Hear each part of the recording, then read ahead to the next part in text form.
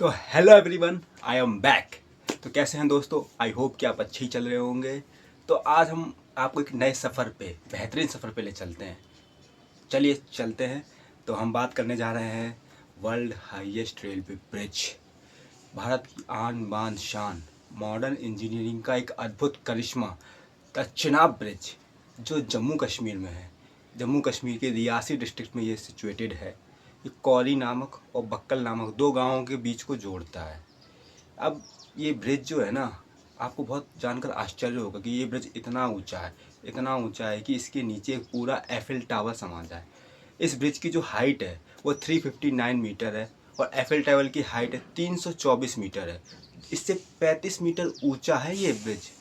जो इसकी deck length है ऊपर वाली, ये 1315 मीटर की है और जिसका मेन आर्च स्पान है ये 467 मीटर का है। ठीक है, कितना बड़ा ब्रिज है, यही तो है इस पर की खासियत। तो इस ब्रिज को बनाने के लिए 28,000 मीट्रिक टन से भी ज़्यादा स्टील का यूज़ किया गया और साधारण स्टील नहीं है, ये ब्लास्ट प्रूफ स्टील है। इसको ब्लास्ट प्रूफ बनाने के लिए DRDO ने इसमें योगदान दिया और ये स्टील का जो ग्रेड है वो E350 या E410 के आसपास बताया गया है। और इन ब्रिजेस को आपस में, इनके सेगमेंट को कनेक्ट करने के लिए 6 लाख से भी ज़्यादा HSFG बोल्ट का यूज़ किया गया है। Nut bolts, high strength friction grip bolt, जो आपस में फ्रिक्शन से इतने कसे हुए होते हैं, बहुत अच्छे। और जगह जगह पे वेल्डिंग जॉइंट्स भी बनाए गए हैं। अब बात आती है कि इस ब्रिज को बनाने की ज़रूरत क्या पड़ी। सबसे पहले है कनेक्टिविटी। यह भारत के जम्मू कश्मीर के छोटे छोटे शहरों को कनेक्ट करती है। यह Udhampur, Baramulla, Srinagar railway link project का हिस्सा है, जो इन स्टेशनों को आसानी से कनेक्ट करती है। इससे पहले आवागमन था लेकिन मुश्किल था। ट्रेनें जम्मू तक जाती थी, फिर हमें एरोप्लेन या बसों के द्वारा इन शहरों तक जाना पड़ता था। अब ये ट्रेन डायरेक्ट इन सबको कनेक्ट करेगी। इससे क्या हुआ, टूरिज़्म बूस्ट होगा, आवागमन अच्छे से होगा और लोगों को आने जाने में, रोज़गार पाने में और भारत की इकोनॉमिक पे इसका इफेक्ट पड़ेगा, अच्छा इफेक्ट पड़ेगा।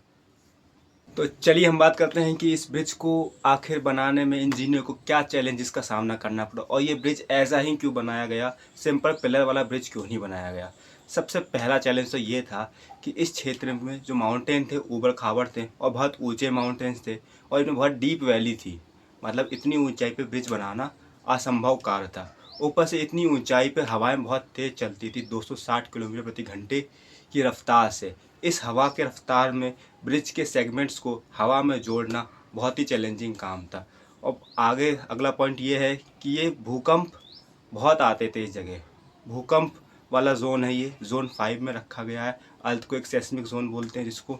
तो यहाँ भूकंप आए दिन आते रहते थे, तो उसके लिए भी इस ब्रिज को डिज़ाइन करना बहुत इम्पॉर्टेंट था। ऊपर सबसे सबसे मेन बात, यहाँ पे कोई सड़क नहीं थी, यहाँ पे आने जाने का कोई रास्ता नहीं था, तो सामान ले जाने के लिए भी बहुत कड़ी मशक्क़त इंजीनियरों को करनी पड़ी। तो सबसे पहले क्या किया उन लोगों ने, वहाँ पे पहाड़ी क्षेत्र में उन्होंने 4 वर्कशॉप बनाई जहाँ पे ये स्टील के पार्ट्स बनाए गए।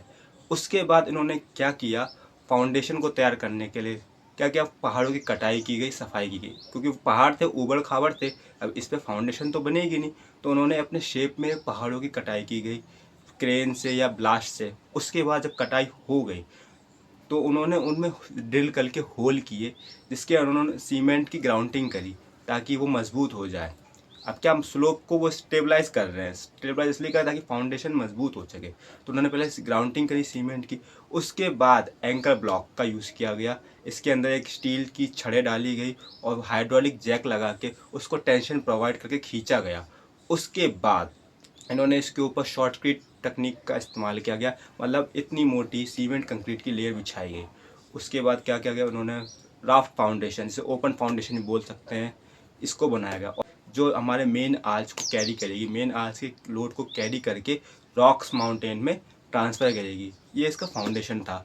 अब बात आती है कि जो आर्च है, रास्ता तो था नहीं वहाँ जाने का, तो ये आज आखिर बना कैसे। तो इंजीनियरों ने क्या किया, इसके लिए केबल क्रेन सिस्टम का यूज़ किया गया। वर्ल्ड सबसे बड़ा केबल क्रेन सिस्टम, दोनों माउंटेन्स के छोरों पे उन्होंने सबसे बड़े केबल क्रेन सिस्टम को इस्टेब्लिश किया और उनके बीच में केबल क्रेन चलाई। और केबल क्रेन जो है एक बार में 35 टन तक का स्टील उठा सकती थी।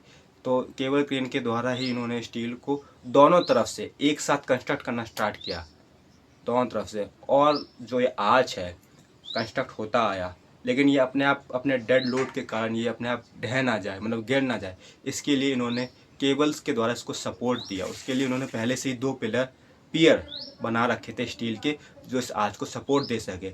अब वो पियर खुद ना बकलिंग हो जाए, इसलिए उनको भी किसी के द्वारा सपोर्ट दिया गया। तो फिर धीरे धीरे नट बोल्ट के द्वारा इनको आपस में कंस्ट्रक्ट किया गया। अब आती है आर्च क्लोज़र की बात, कि बीच में आर्च क्लोज़र, वहाँ पे हवाएं बहुत तेज़ चल रही होती है, तो आर्च को क्लोज़ करना बहुत मुश्किल हो जाता है। क्यों? क्योंकि दोनों आर्चों का जो संरेखन है, यानी अलाइनमेंट, एक सीधे में होना चाहिए, हॉरिजॉन्टल भी सीध में होना चाहिए, वर्टिकल भी सीध होना चाहिए, लेकिन इतनी तेज़ हवाओं में इनका अलाइनमेंट ढंग से हो नहीं पा रहा था। तो इसके लिए उन्होंने क्या किया, हाइड्रोलिक जैक का यूज़ किया गया। 2 हाइड्रोलिक जैक का यूज़ किया गया। एक नीचे लगाया गया, इससे पहले नीचे वाला सेगमेंट जोड़ा गया जो उसको हॉरिजॉन्टल और वर्टिकल आसानी से अलाइन कर सके, और फिर एक जैक ऊपर लगा के दूसरे सेगमेंट को जोड़ा गया। इस प्रकार से उसका आर्च क्लोज़र हुआ। अब आर्च क्लोज़र के बाद क्या क्या गया, उसके ऊपर और वर्टिकल पियर्स बनाए गए, जो डेक को सपोर्ट करने के लिए बनाए गए। अब पियर तो बन गए, पियर के बाद इसमें बेयरिंग्स लगाई गई। कौन सी बेयरिंग्स? फिक्स्ड बेयरिंग्स या फिर एक्सपेंशन बेयरिंग। फिक्स्ड बेयरिंग तो मैं नहीं कहूँगा, एक्सपेंशन बेयरिंग का यूज़ किया गया है। अब कौन सी बेयरिंग? स्फेरिकल बेयरिंग का यूज़ किया गया है, और उसमें पॉलीमर इलास्टोमेरिक बेयरिंग का भी यूज़ किया गया है, जो डेक को फ्री रखता है। मतलब अगर भूकंप आएगा भी ना, तो ये बेयरिंग तक ही आएगा, डेक से फ्री रहेगा। ये अब आप मूवेबल होता है डेक। फिर डेक लॉन्चिंग की गई, डेक यानी कि आराम से डेक की स्लैब्स बनाए गए। इसमें एक्सपेंशन जॉइंट भी दे रखे हैं, जो गर्मियों में काम आते हैं एक्सपेंड होने के लिए। तो चलिए अब मैं आपको बताता हूँ कि इस ब्रिज को बनाने के लिए किन लोगों ने योगदान दिया। तो सबसे पहले जिन्होंने इस प्रोग्राम को लीड किया, हमारे इंडिया की लेडी इंजीनियर डॉक्टर जी माधवी लता, जिन्होंने 17 साल तक इस प्रोजेक्ट को लीड किया, जो इंडियन इंस्टीट्यूट साइंस बेंगलोर में एक प्रोफेसर के पद पे काम कर रही, और जियो टेक्निकल फील्ड में इनका बहुत बड़ा नाम है। इन्होंने इस प्रोजेक्ट को लीड किया था। इनके साथ और भी कंपनियां थी जिन्होंने इसमें अच्छा योगदान दिया। उन कंपनियों के नाम आपको स्क्रीन पे दिख रहे होंगे, ये कंपनियां हैं, और उन्हीं के साइड में यहाँ पे दिख रहा होगा कि इन्होंने क्या क्या योगदान दिया। तो अब मैं आपको अब एक और ख़ास बात बताने जा रहा हूँ कि डेनमार्क में एक लैब में इसका विंड टनल टेस्ट भी किया गया, क्योंकि इतनी ऊंचाइयों पे अगर विंड चलेगी तो कुछ स्टेबल तो होना चाहिए ब्रिज। इसलिए डेनमार्क की लैब में इसका विंड टनल टेस्ट किया, जिसमें ये पास हुआ गया, और बताया गया कि ये 266 किलोमीटर पर घंटे की रफ्तार से चलने वाली हवाओं को सह सकता है, और उसके लिए डिज़ाइन किया गया है। और ये 8 मैग्नीट्यूड तक का भूकंप झेल सकता है, और ब्लास्ट प्रूफ तो है ही, पहले से मैंने तुम्हें बताया।